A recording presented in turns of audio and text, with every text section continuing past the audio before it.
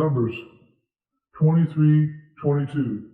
God brought them out of Egypt. He hath, as it were, the strength of an unicorn. Could the biblical unicorn be the rhinoceros? When looking up the word unicorn in the Webster's New World Dictionary, it says, unicorn, a mythical horse-like animal with a single horn growing from its forehead. This is what most of us think when we hear the word unicorn. We think of a horse with a horn growing out of its head. This is how unicorns are depicted in movies, cartoons, paintings, etc. Now this is not a real creature. This animal is totally fictitious.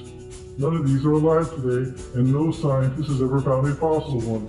However, unicorns are mentioned in the King James Version of the Bible 9 times, in 5 different books, by at least 5 different authors, by Balaam, Moses, David, Isaiah, and even God himself in the book of Job.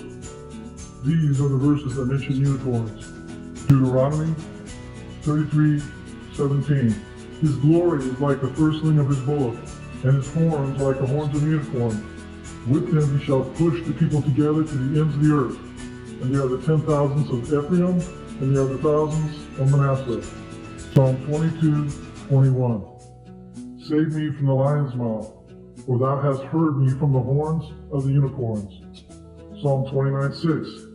He maketh them also to skip like a calf, Lebanon and Syrian like a young unicorn.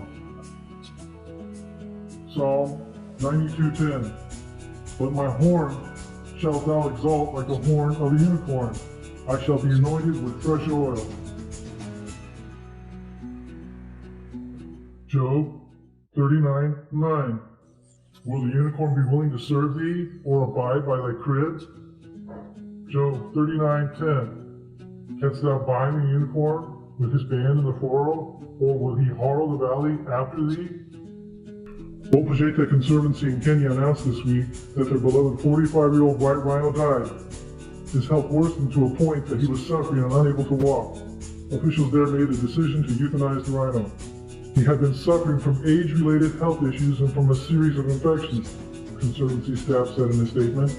Once his condition significantly worsened and he was unable to stand up, and he was evidently suffering a great deal, the decision was to euthanize him was made by the veterinary team. Sudan was the last wild-caught northern white rhinoceros in captivity. The rhinoceros's death leaves only 2 of the northern white rhino subspecies alive on the planet. Najim, Sudan's daughter, born in 1989, and Fatu, Najim's daughter, born in 2000. Sudan was born around 1973 in South Sudan. At just a year or 2 of age, he was captured from the wild along with several other subspecies and taken to the Czechoslovakian Zoo.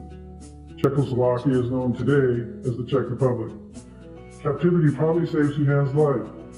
Poaching became a rampant problem in Central Africa, the range of the northern white rhinoceros subspecies. In the 1970s and 1980s, according to conservation organization Save the Rhino, by the 1990s, only a few dozen northern white rhinos survived in Garamba National Park in the Democratic Republic of Congo.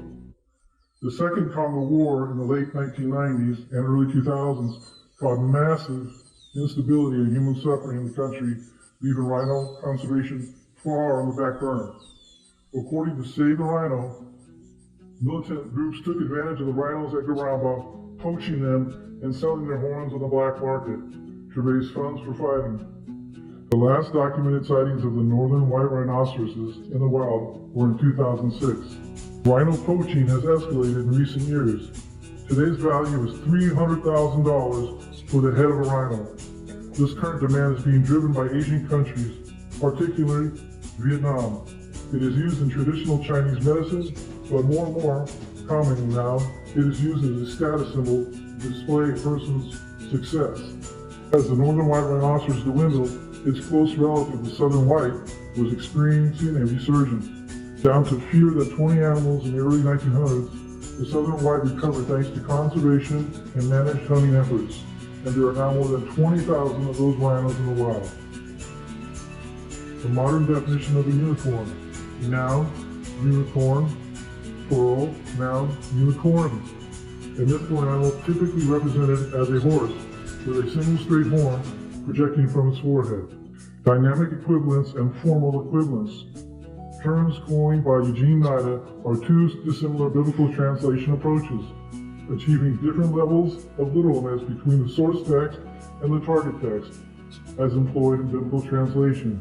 The two have been understood basically, with one as sense for sense, translating the meanings of the phrases of the whole sentences, with readability in mind, and the other was word for word translation, translating the meaning of the words or phrases in a literal way, maintaining literal fidelity. Some would claim that the Bible is a book of fairy tales. It does, after all, mention unicorns. But the biblical unicorn was a real animal and not an imaginary creature. The Bible refers to the unicorn in the context of familiar animals, such as peacocks, lambs, lions, bullocks, goats, donkeys, horses, dogs, eagles, and calves. Job 39, 9-12. In Job 38:41, God reminded Job of the characteristics of the variety of impressive animals he had created, showing Job that God was far above man in power and strength. Job had to be familiar with the animals on God's list for the illustration to be effective. God points out in Job 39, 9-12, that the unicorn, whose strength is great, is useless for agricultural work, refusing to serve man or follow plow the valley. This visual aid gives Job a glimpse of God's greatness, an imaginary fantasy animal who had defeated the purpose of God's illustration. Modern readers have trouble with the Bible's unicorns because we forget that a single-horned creature is not uncommon on God's menu of animal design. Consider the rhinoceros and the narwhal. The Bible describes unicorns as skipping like calves, Psalm 29:6, traveling like bullocks, and bleeding when they die, Isaiah 34:7. The presence of a very strong horn on this powerful, independent-minded creature is intended to make readers think of great strength. Unicorns aren't mentioned in any of the modern translations. Only in the King James Version are they mentioned. Most of the translations say wild ox, while others use wild bull or buffalo, dynamic equivalents at work. Some versions take out the reference of any animal completely. Because of its use of the Textus Recepticus, the most inspired and preserved of all known manuscripts, the King James Version is the most accurate of all English translations. So because of this, some people, especially atheists, like to scoff at it and make fun of it as a book of myths and fairy tales. But it's important to understand that the definition of the word unicorn has changed over time. If you get an old 1828 Noah Webster's dictionary, which is the very first edition dictionary that Webster ever came out with over 200 years ago, and look up the word unicorn, it says, unicorn, an animal with one horn, the rhinoceros. This name is often applied to the rhinoceros. This 1828 dictionary can be accessed free online. Just go to google.com and type in Noah Webster 1828, and it will be one of the first links that pop up. Notice how this 200-year-old definition of the word unicorn says absolutely nothing about a horse. It says nothing about a horse-like animal, or a mythical animal, or a fictitious creature. It says absolutely nothing about mythology whatsoever, but rather it says that this is the name that is often applied to the rhinoceros.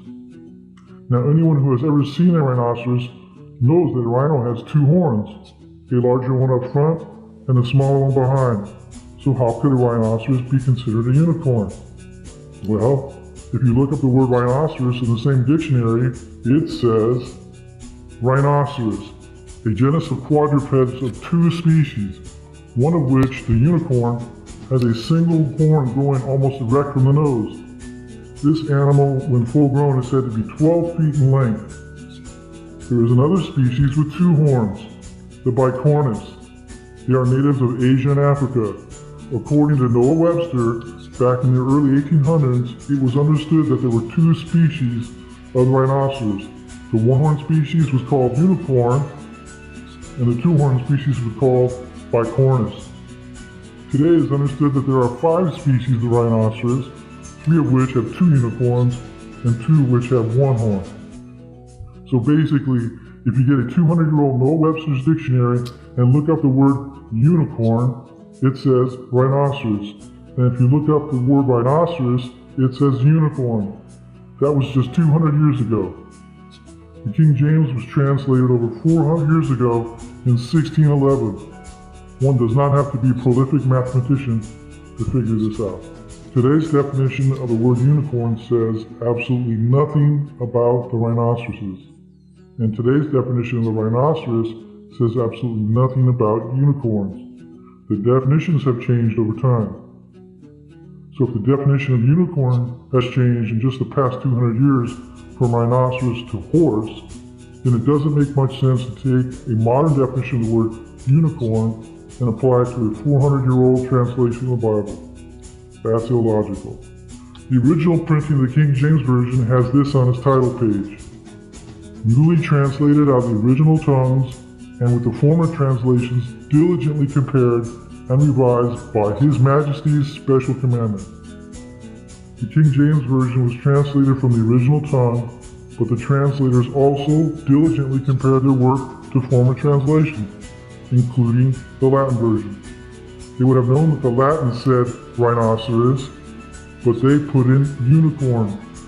This is evidence that a unicorn meant rhinoceros back in 1611, just like it did in 1828. As a matter of fact, in Isaiah 34:7, in the original printing of the King James Version, when the word unicorn is used, there's a footnote that says, or rhinoceros. Isaiah 34:7. And the unicorn shall come down with them, and the bullocks with the bulls, and their land shall be soaked with blood, and their dust made fat with fatness. God's word is true and must be the standard in which we live and move and have our being. The use of dynamic equivalence disrupts that process by changing the biblical terms into sense for sense instead of word for word translation, just as God intends, depriving us of the ability to understand God's thoughts, to obey them. Psalm 6-7. The words of the Lord are pure words, as silver tried in a furnace of earth, purified 7 times. Thou shalt keep them, O Lord, thou shalt preserve them from this generation forever. Despite man's brutality and hatred for this beautiful, strong, and magnificent animal, Sudan is not the last unicorn, but sadly, the last of the species.